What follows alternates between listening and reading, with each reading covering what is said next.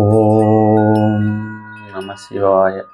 நாம் இந்த வீடியோவில் எதை பற்றி பார்க்க போகிறோம் அப்படின்னா, காதல் திருமணம் செய்தவர்களுடைய ஜாதகம் எப்படி இருக்கும், காதல் திருமணம் நடக்கிறதுக்கு ஜோதிட ரீதியான விதிகள் என்ன, அந்த விதிகள் இந்த ஜாதகத்தில் எப்படி பொருந்தி வருது அப்படிங்கிறத பார்க்க போகிறோம். அதற்கு நம்ம சிஆர்பி மெத்தடை ஃபாலோ பண்ணுறோம்.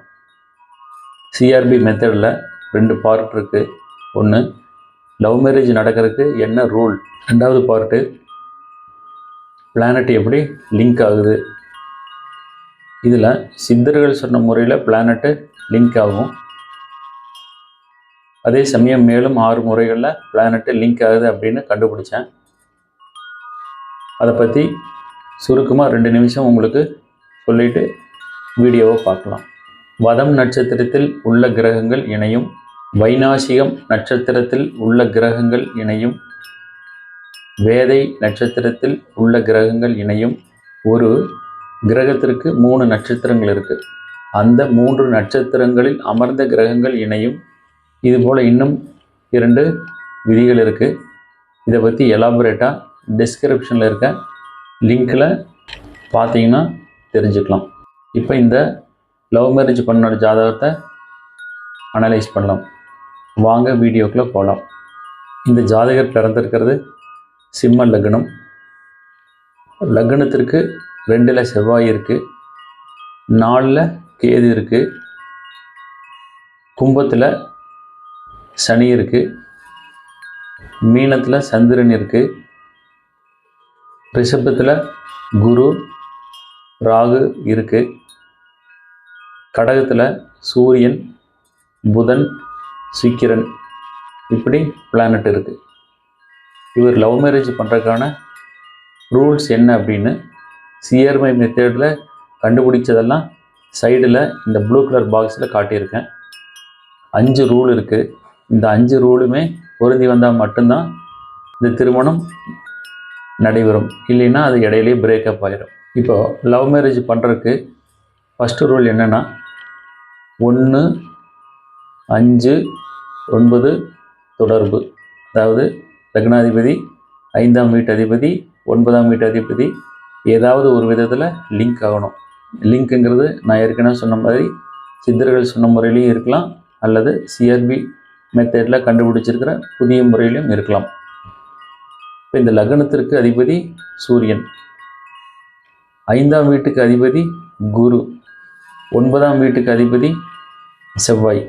அப்போது சூரியன் குரு செவ்வாய் 3 பேரும் ஏதாவது ஒரு விதத்தில் தனித்தனியாக லிங்க் ஆனால் போதும். குரு தனது 5ஆம் பார்வை மூலமாக செவ்வாயை பார்க்குது. அதே செவ்வாய் தனது 4ஆம் பார்வை மூலமாக தனுசை பார்க்குது. அதாவது லக்னத்துக்கு 5ஆம் வீட்டை பார்க்குது. அப்போது செவ்வாய் குரு கனெக்ஷன் ஆகிருக்குன்னு நம்ம எடுத்துக்கணும். அடுத்தது இந்த லிஸ்ட்டில் சூரியன் பாக்கி இருக்குது. சூரியன் எப்படி மற்ற 2 பிளானட்டோட லிங்க் ஆகுதுன்னு பார்க்கலாம். சூரியன் அமர்ந்த நட்சத்திரம் கிரக பாதசாரத்தில் சைடில் பாருங்கள். சூரியன் புனர்பூசம் நட்சத்திரத்தில் இருக்குது. புனர்பூசம் என்பது குருவோட நட்சத்திரம். இந்த விதத்தில் 1, 5, 9 தொடர்பு ஏற்பட்டிருக்கு. அடுத்தது 2வது ரூல், செவ்வாய் சூரியன் குரு. ஏற்கனவே சொன்ன முதல் ரூலில் இருக்கிற அந்த 1, 5, 9 பிளானட்டோட காம்பினேஷன் தான் 2வதுக்கும் வருது. அடுத்தது 3வது ரூல், 5, 7 தொடர்பு. 5 என்பது காதல், 7 என்பது திருமணம். அப்போ 5, 7 கனெக்ட் ஆகணும். இந்த லக்னத்திற்கு 5ஆம் வீட்டு அதிபதி குரு, 7ஆம் வீட்டு அதிபதி சனி. இவங்க 2 பேரும் எப்படி கனெக்ட் ஆகிருக்காங்கிறத பார்க்கலாம். கிரக சாரத்தில் பாருங்கள். சனி இருக்கும் நட்சத்திரம் பூரட்டாதி. பூரட்டாதி என்பது குருவோட நட்சத்திரம். குரு சிம்ம லக்னத்திற்கு 5ஆம் வீட்டு அதிபதி. இந்த விதத்தில் 5, 7 கனெக்ஷன் வந்திருக்கு. அடுத்து 4வது ரூல், 8, 9 தொடர்பு. எப்படி இந்த 8, 9 தொடர்பு வந்திருக்குன்னு பார்க்கலாம். சிம்ம லக்னத்திற்கு 8ஆம் அதிபதி குரு, 9ஆம் அதிபதி செவ்வாய். 8க்கும் 9க்கும் எப்படி கனெக்ஷன் ஆகிருக்குன்னா, 8ஆம் வீட்டு அதிபதி குரு ரிஷபத்திலிருந்து 5ஆம் பார்வை மூலமாக 9ஆம் வீட்டு அதிபதியான செவ்வாயை பார்க்குறாரு. அப்போ 8 9 கனெக்ஷன் ஆயிடுச்சுன்னு நம்ம எடுத்துக்கணும். அதே மாதிரி 5வது ரூல் 8 4 கனெக்ஷன், அதாவது தொடர்பு.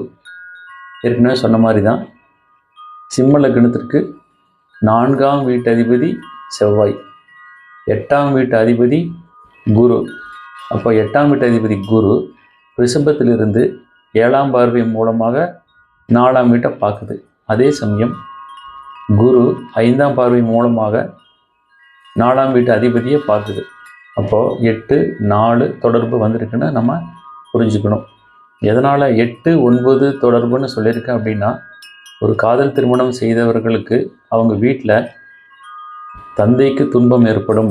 அதாவது 8 என்பது துன்பம், 9 என்பது தந்தைக்கு துன்பத்தை கொடுக்கும்.